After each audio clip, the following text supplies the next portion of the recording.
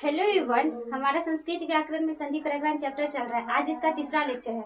हम पिछले लेक्चर में संधि किसे कहते हैं, संयोग किसे कहते हैं, संधि के कितने प्रकार होता है, ये सारे पढ़ा चुके हैं।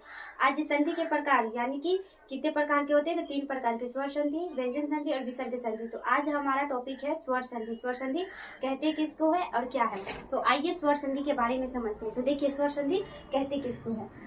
तो स्वर संधि, स्वर्ण वर्ण के मेल के कारण स्वर वर्णों में जो विकार उत्पन्न होता है उसे स्वर संधि कहते हैं। यानी कहने का मतलब है कि जब स्वर वर्ण, इस स्वर संधि में स्वर और स्वर वर्ण यानी कि 2 स्वर वर्णों के जब मेल होगा तो उसमें जो विकार उत्पन्न होगा उसमें कुछ परिवर्तन होगा, तो उस विकार उत्पन्न होता है, तो उस विकार को जो उत्पन्न होता है, जो परिवर्तन होता है, उसे हम क्या बोलेंगे, स्वर संधि बोलेंगे। क्या बोलेंगे, स्वर संधि बोलेंगे। जैसे में हमारा हो गया अ और अ, दोनों अ मिलकर क्या हो गया, आ। तो एक विकार उत्पन्न कर रहा है, किसका विकार उत्पन्न कर, आकार का। किसका कर रहा है, आकार का। तो जो विकार उत्पन्न करेगा, दो जब स्वर वर्ण मिलेगा और जो विकार उत्पन्न होगा उसे हम कौन सा संधि बोलेंगे, स्वर संधि बोलेंगे। तो इस तरह से हमारे एग्जाम में क्वेश्चन आएगा कि दो स्वर वर्णों के मेल से जो विकार उत्पन्न होता है उसे कौन सा संधि कहते हैं हम। तो ऑप्शन में दे देगा स्वर संधि, व्यंजन संधि, दीर्घ संधि और यंड संधि। तो आपका क्या आंसर होगा, स्वर संधि आंसर होगा। क्या होगा, स्वर संधि। तो ये हमारा हो गया स्वर संधि का डिफिनीशन।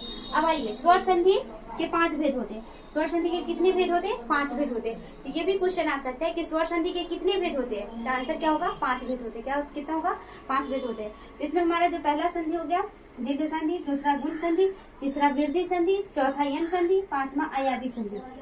तो स्वर संधि के 5 भेद होते हैं। पहला कौन सा हो गया, दीर्घ संधि, गुण संधि, वृद्धि संधि, यन संधि और अयादि संधि। तो आइए अब एक एक करके सबको डिटेल में समझते हैं कि दीर्घ संधि किसे कहते हैं, गुण संधि, वृद्धि संधि, यन संधि, अयादि संधि, ये सब संधि कहते किसको। तो आइए पहला हम समझेंगे दीर्घ संधि। तो पहला हमारा दीर्घ संधि, इसका जो सूत्र होता है, यानी कि शॉर्टकट में इसको सूत्र भी कह सकते हैं, डिफिनीशन भी कह सकते हैं, छोटा सा। इसका सूत्र होगा अका सवर्णी दीर्घ। अका सवर्णी दीर्घ।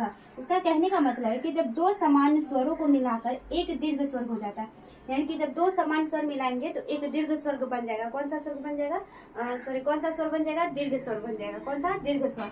जैसे आ ई उ, ये सब हमारा क्या है, दीर्घ स्वर है। क्या है, आ ई उ, ये सब हमारा हो गया दीर्घ स्वर। अब देखिए, इसको समान स्वर था अ और अ, ये दोनों मिलाएंगे तो हमारा दीर्घ स्वर बन गया। फिर आ और अ मिलाएंगे तो दीर्घ स्वर आ, फिर आ मिलाएंगे तो दीर्घ स्वर आ। इसमें क्या था, दीर्घ स्वर में 2 समान, तो 2 समान मिलेगा। या एक मतलब जैसे आ, ये दोनों तो अ जैसा ही है, तो इसमें ये 2 समान हो गया, तो ये क्या हो जाएगा, आ। फिर आ क्या हो जाएगा, आ। फिर उसी तरह से अ और आ मिलाएंगे तो आ होगा। इसी प्रकार ई होगा तथा उ होगा आदि। तो ये सब हमारा हो गया दीर्घ संधि का डिफिनीशन कि 2 समान स्वरों को मिलाकर जब एक दीर्घ स्वर हो जाएगा उसे हम कौन सा संधि बोलेंगे, दीर्घ संधि बोलेंगे। तो इसमें कौन कौन सा मान आ जाएगा, जैसे अ आ, तो अ और अ मिलाएंगे तो आ बन जाएगा। फिर आ और मिलाएंगे तो आ बन जाएगा। फिर आ मिलाएंगे तो आ हो जाएगा। अ और आ मिलाएंगे तो आ हो जाएगा। इसी प्रकार ई और ई मिलाएंगे तो दीर्घी हो जाएगा। उ हर्षु उ और दीर्घ उ मिलाएंगे तो दीर्घ उ बन जाएगा। तो ये हमारा हो गया स्वर संधि का डिफिनीशन। स्वर संधि कितने प्रकार के होता है उसके बारे में। फिर ये हो गया दीर्घ संधि का डिफिनीशन। अब इसका एग्जाम्पल लिखवा देते हैं कि एग्जाम्पल जो एग्जाम में आता है, एग्जाम्पल के माध्यम से आता है कि एग्जाम्पल आपको दे देगा बनाने के लिए। जैसे कि राम जोड़ आयनम, ये क्या हो जाएगा, रामायणम। इस तरह से दे देगा कि दोनों शब्द मिलकर क्या कौन सा शब्द बनता है, तो इसका जितना हो सकता है एग्जाम्पल उतना हम लिखवा देते। तब तक आप इतना लिखिए। अब आगे दीर्घ संधि का एग्जाम्पल समझते हैं कि दीर्घ संधि कहते हैं, एग्जाम्पल क्या है इसका। तो आइए देखिए, यहाँ पे क्या है, दक्षिणा जोड़ अण्य। यहाँ पे क्या है, इसको लास्ट तक उच्चारण कीजिए। दक्षिणा क्या रहा है, अ, उसके बाद अ। तो क्या बताए थे कि जब 2 समान स्वर मिलेगा तो उसका मिलने के बाद कौन सा संधि हो जाएगा, दीर्घ संधि। दीर्घ संधि कहने का मतलब ही कि उसमें दीर्घी होगा। क्या होगा, दीर्घी होगा। तो अ और अ मिलकर क्या हो जाएगा, आ। तो ये हमारा क्या हो जाएगा, तो ये हमारा क्या हो जाएगा, दक्षिणा, यानी कि अ और अ मिलकर क्या हो जाएगा, अ। तो दक्षिणा जो अण्य क्या हो जाएगा, दक्षिणाण्य। यानी कि इसका कहने का, देखिए यहाँ पे हम लिख दिए हैं, इसका अ का अ और इसका अ का क्या हो जाएगा, आ। क्या हो जाएगा हमारा, आ हो जाएगा। उसी तरह से समझिए अधि जोड़ ईश्वरा, तो इसका क्या हो जाएगा, अधीश्वरा। हर्षी ई, दीर्घी ई, दोनों मिलाकर क्या हो जाएगा, दीर्घी ई। यहाँ पे लिखिए हर्षी ई और दीर्घी ई, दोनों मिलाकर दीर्घी ई। यानी कि अधीश्वरा।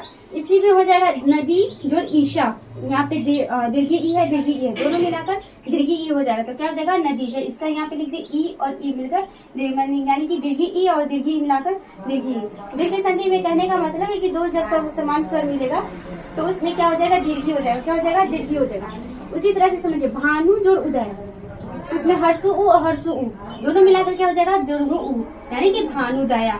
उसी तरह से पितरी जो रीनम, क्या हो जाएगा पितरी रीनम। ये हर्षी री है, हर्षी री है, दोनों री मिलाकर क्या हो जाएगा दीर्घी री हो जाएगा। क्या हो जाएगा दीर्घी री। इसका यहाँ पर हम लिख दिए। उसी तरह से श्री जोड़ ईसा, क्या हो जाएगा श्रीषा, यानी कि इसका श्रीषा हो जाएगा। उसी तरह से कार्य जोड़ आल्य, क्या हो जाएगा कार्यालय। उसी तरह से विद्या जोड़ आल्य, क्या हो जाएगा विद्यालय। यहाँ पे समझ क्या आ रहा है, देखिए यहाँ पे एक अलग आ गया। यहाँ पे अ और आ ये भी मिलाकर क्या हो जाएगा हमारा दीर्घी आ। तो विद्यार्य, इसमें क्या आया अ, उसके बाद क्या आया आ, दोनों मिलाएंगे तो क्या हो जाएगा दीर्घी आ, यानी कि आ हो जाएगा कार्यालय। अब देखिए यहाँ पे आ और आ ये दोनों मिलाएंगे तो आ बनेगा। तो क्या हो जाएगा हमारा विद्या जो आले, ये दीर्घ संधि का ही एग्जाम्पल। उसी तरह से रामा जो अयनम, तो दोनों मिलाकर क्या हो जाता है आ, तो क्या हो जाएगा रामायणम। उसी तरह से देव जोड़ आले, यानी कि अ और आ मिलाकर क्या हो जाएगा आ। यहाँ पे अगर आ मिलाएंगे तो आ हो जाएगा, अ और अ मिलाएंगे तो आ हो जाएगा, फिर अ या आ मिलाएंगे तो आ हो जाएगा, फिर आ या अ मिलाएंगे तो आ हो जाएगा। उसी तरह से और एग्जाम्पल है।